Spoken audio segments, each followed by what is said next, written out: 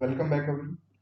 Last lecture में जो है हम आपकी हाइपोथेसिस थ्योरीज के बारे में बात कर रहे थे कि भी अर्थ का ओरिजिन किस प्रकार हुआ। तो इसके बारे में हमने डिस्कस किया था लास्ट लेक्चर में। इसमें हमने आपकी जो है जर्मन फिलोसोफर इमैनुअल कांट और उसको रिवाइज करके लाप्लास के बारे में एम्पलर हाइपोथेसिस को पढ़ा था। इसी को हम आगे कंटिन्यू करते हुए इसमें देखेंगे कि 1950 के अंदर ओटो शिमिड रशिया से और कार्ल विजेस्कार जो जर्मनी से, उन्होंने नेबुलर हाइपोथेसिस को रिवाइज किया दोबारा से। उन्होंने कंसिडर किया कि सन जो है आपका सोलर नेबुला से घिरा हुआ है। Cloud of dust and gases, जो डस्ट है इसके चारों तरफ नेबुला जो आपका गैसेस क्लाउड है उससे घिरा हुआ, उसमें हाइड्रोजन और हीलियम है। ठीक है, और डस्ट उसके अंदर पाई जाती है। और जो फ्रिक्शन एंड कोलिजन हुआ है आपका इन पार्टिकल्स के बीच में, उसकी वजह से डिस्क शेप्ड जो है क्लाउड की फॉर्मेशन हुई और उससे प्लैनेट्स की फॉर्मेशन आपकी हो गई। ठीक है, ये उनका मानना था। अब इसको हम आगे पढ़ेंगे डिटेल में। तो इसमें फिर आपकी नेक्स्ट जो थ्योरी हो जाती है मॉडर्न थ्योरी हो जाती है, ओरिजिन ऑफ यूनिवर्स रिलेटेड। इसमें मोस्ट पॉपुलर आपका जो था वो बिग बैंग थ्योरी थी। ठीक है, जो एक्सपेंडिंग यूनिवर्स हाइपोथेसिस भी इसको कहा जाता है। एडविन हबल जो है 1920 के अंदर उन्होंने एविडेंस प्रोवाइड करवाए थे कि भी आपकी जो यूनिवर्स है वो एक्सपेंड हो रही है। गैलेक्सी जो है फर्दर एक मूव कर रही है जैसे जैसे टाइम पास हो रहा है। तो आप ये चीज कैसे एक्सपेरिमेंट कर सकते हैं? अगर आप मान लें आपको एक्सपेरिमेंट करना है तो आप एक बैलून लेके, बैलून लेने के बाद, ठीक है, आपने एक बैलून लिया, छोटा सा है ये बैलून, आपने इसके ऊपर छोटे छोटे मार्क कर दिए, छोटे, ठीक है, आपने इसके ऊपर मार्क कर दिए जो गैलेक्सीज को रिप्रेजेंट करें। उसके बाद अगर आप उसके अंदर हवा फिल करते हैं तो वो आपका क्या होता है, वो जो मार्क्स आपने किए थे वो आपके मार्क्स बड़े हो जाएंगे। ठीक है, जो पॉइंट्स आपने जो उसके ऊपर मार्क किए थे वो हो जाएंगे बड़े, और आपको जो है वो एक दूसरे से दूर भी मूव होते दिखाई देंगे, यानी कि जो डिफरेंस उनके बीच का होगा वो डिफरेंस भी आपको ज्यादा दिखाई देगा। ठीक है, तो सिमिलरली जो है यही माना गया कि जो आपकी गैलेक्सीज हैं वो भी धीरे धीरे इंक्रीज हो रहा है उनका साइज भी, और वो भी एक्सपेंड हो रही है। ठीक है, इसी वजह से उसको यूनिवर्स को एक्सपेंडिंग यूनिवर्स कहा गया। तो साइंटिस्ट जो है उन्होंने बिलीव किया कि स्पेस जो है गैलेक्सीज के बीच वो तो बढ़ रहा है, ठीक है, बट गैलेक्सीज का साइज है वो बढ़ रहा है या नहीं बढ़ रहा है ऐसा कोई उनको प्रूफ नहीं मिल पाया उसके बाद। बिग बैंग थ्योरी के बारे में भी हम कंसिडर करेंगे कि भी वो उसकी किस किस स्टेजेस में डेवलपमेंट उन्होंने अपनी दिखाई। तो बिगनिंग में क्या हुआ था, जो सारे मैटर थे वो एक टाइनी बोल सिंगुलर एटम में थे। ठीक है, जो बहुत उसमें स्मॉल वॉल्यूम और इनफाइनाइट टेम्परेचर और डेंसिटी उसके अंदर देखने को हमें मिलती थी। देखिए बिल्कुल छोटा सा वहां पर जो है मैटर था, टाइनी बॉल सिंगुलर एटम। और 13.7 बिलियन ईयर से को क्या हुआ, वो बॉल आपकी एक्सप्लोड हो गई बहुत ही वायलेंटली, और उसके अंदर जो है एक्सपेंशन होना शुरू हो गया जो आज तक कंटिन्यू है ऐसा माना जाता है। एज अ रिजल्ट जो है उसकी जो एनर्जी उससे रिलीज हुई वो मैटर में कन्वर्ट हो गई, इसमें जो एक्सप्लोजन हुआ उसकी वजह से, और जो फ्रिक्शन फिर उसके अंदर हुआ और वो रैपिड एक्सपेंशन के तहत वो चलता रहा। और जब एक्सपेंशन आपका स्लो डाउन हुआ 3 मिनट के बाद जब थोड़ा सा, तो पहले एटम की फॉर्मेशन वहां पर हुई। ठीक है, वहां पर जो है पहले एटम की फॉर्मेशन वहां पर हुई। और 3 लाख जो है साल बाद जो टेम्परेचर जब ड्रॉप डाउन 4500 जो के आपका जब नीचे गिरा, तो एटॉमिक मैटर जो है वो बढ़ने लगा, टेम्परेचर डाउन हुआ और एटॉमिक मैटर बढ़ने लगा। उसके बाद यूनिवर्स आपकी ट्रांसपेरेंट होगी, उसमें जो फॉर्मेशन आपको देखने को फिर मिलती है प्लैनेट्स की, स्टार्स। अब इसी से मिलती जुलती एक थ्योरी थी स्टेडी स्टेट थ्योरी, ये ज्यादा इंपॉर्टेंट नहीं है। होयले ने आप जो है स्टेडी स्टेट का जो है बिग बैंग का अल्टरनेटिव एक थ्योरी दी थी।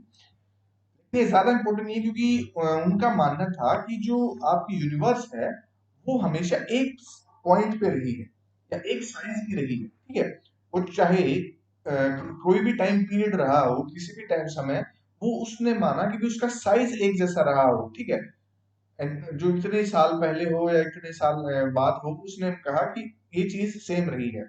ठीक है, तो इसके लिए अनविल जो आपके एविडेंसेस थे एक्सपेंडिंग यूनिवर्स के लिए ज्यादा एविडेंस थे जो आपकी बिग बैंग थ्योरी थी, लेकिन जो होयले का कॉन्सेप्ट था कि यूनिवर्स सेम रही, उसके लिए कोई ऐसे कॉन्सेप्ट हमें मिले नहीं या एविडेंस मिले नहीं।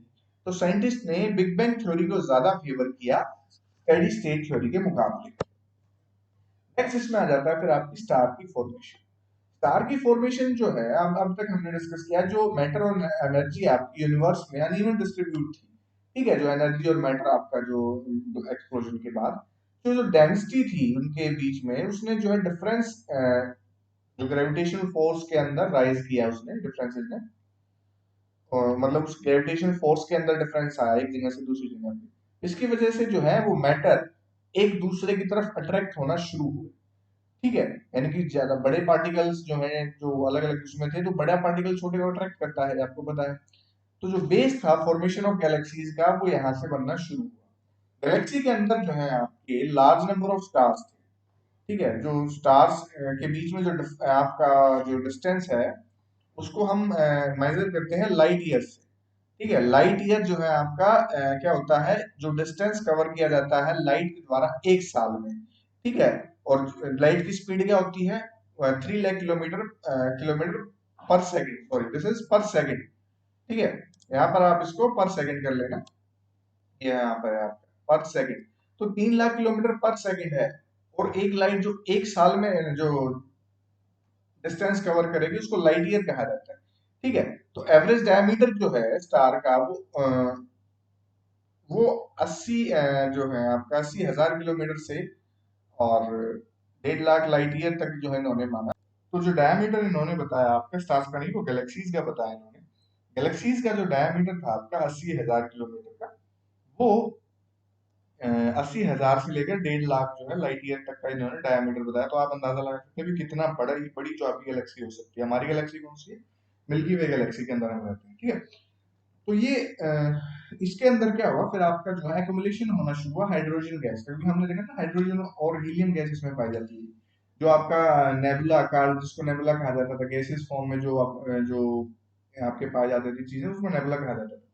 और ये गैस आपकी डेंसर होती चली गई और स्टार्स में कंडेंस हो गई, ठीक है।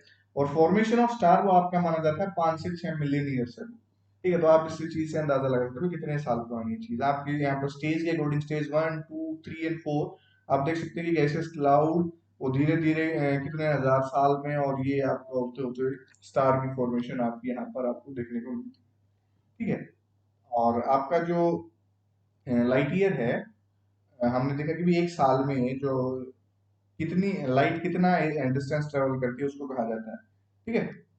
और सन और अर्थ का जो हम उसके अकॉर्डिंग अगर डिफरेंस जो मापते हैं, तो वो आपका जो डिस्टेंस आपको दिखाई देगा कि इतना ज्यादा 149,598,598,000 जो किलोमीटर आपका यहाँ पर है, जिसको जिसको ट्रेवल करने में उसको 8.311 मिनट्स उसको लगते हैं सन से अर्थ तक।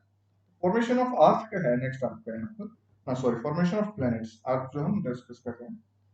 प्लैनेट्स जो आपके, वो हमने अभी तक देखा जो आपकी लंप ऑफ गैसेस, जो ग्रुप्स ऑफ झुंड थे आपके गैसेस के झुंड थे, जो नेबुला के अंदर पाए जाते थे आपके, वो स्टार्स के अंदर देखने को हमें मिल रहे थे, ठीक है। हमने देखा ना कि गैस गैस से आपका जो है इसकी फॉर्मेशन हो रही है स्टार्स की।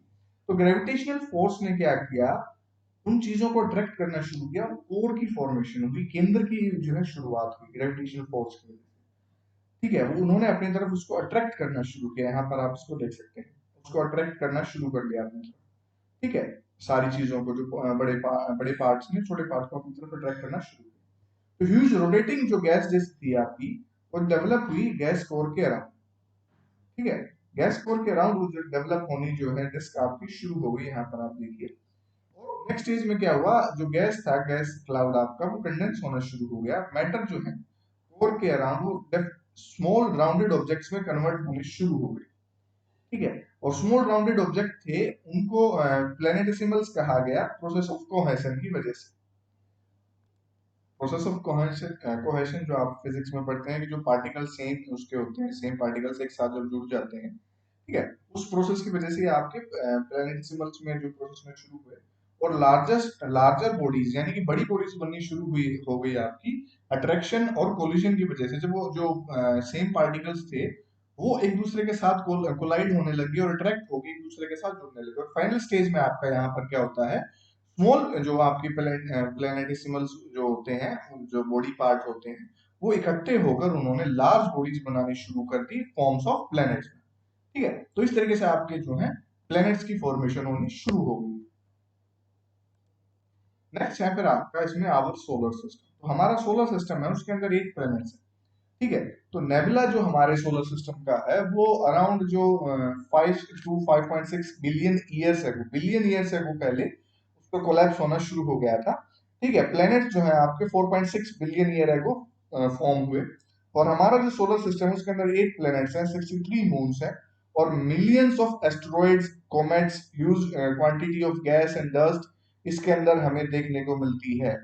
ठीक है, तो ये चीजें हमें देखने को मिलती हैं, आपके एस्ट्रॉयड, कॉमेट्स और huge quantity of gas, dust. ठीक है, और आपके दो टाइप्स के प्लैनेट्स होते हैं, इनर प्लैनेट्स और आउटर प्लैनेट्स। इसके अंदर आप जो हमने कॉमेट्स की और एस्ट्रॉयड की और मेट्रॉयड की बात की है, तो जो आपके आउटर एरिया में होते हैं सोलर सिस्टम के, उनको कॉमेट कहा जाता है। एस्ट्रॉयड जो है फिर वो सोलर सिस्टम के अंदर जब आना शुरू हो जाते हैं और जो अर्थ की ऑर्बिट में एंटर कर जाते हैं, तो वो मेट्रॉयड आपके।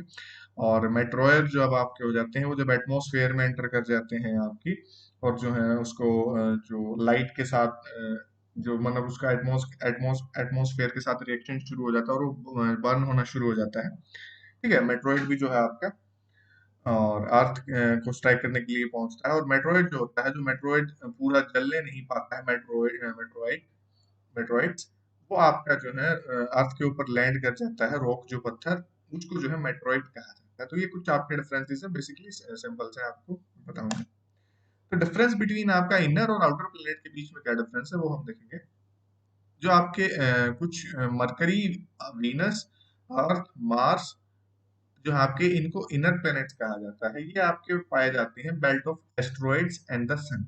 ठीक है, दे आर फाउंड बिटवीन जो अर्थ और सन बीच में पाए जाते हैं। ये दोनों चीजें जो आपके एस्ट्रॉइड की बेल्ट है और सन के बीच में उसे पाए जाते हैं, आपके टेरेस्ट्रियल प्लैनेट्स इनको कहा जाता है, जो साइज में छोटे होते हैं, हाई डेंसिटी होती है इसकी, सॉलिड रॉकी स्टेट होती है और वार्म होते हैं आपके। ठीक है, मिलिए आउटर में जो आपके Jupiter, Saturn, Uranus, Neptune, Pluto, ये आपके आउटर प्लैनेट्स में इनको कहा जाता है। ये जो एस्ट्रॉइड की बेल्ट है आपकी सोलर सिस्टम में, उससे आउटर साइड में पाए जाते हैं। ठीक है, इनको जोवियन प्लैनेट्स कहा जाता है। ये साइज में लार्जर होते हैं, लो डेंसिटी इनकी होती है, गैस स्टेट होती है, और ये आपके कोल्ड स्टेज में पाए जाते हैं। Okay, तो ये आपका सोलर सिस्टम था। नेक्स्ट वीडियो में जो है हम आपके लास्ट टॉपिक जो इसके अंदर रहते हैं आपके मून और अर्थ, उसके बारे में डिस्कस करेंगे। तो that's all for today, thank you so much.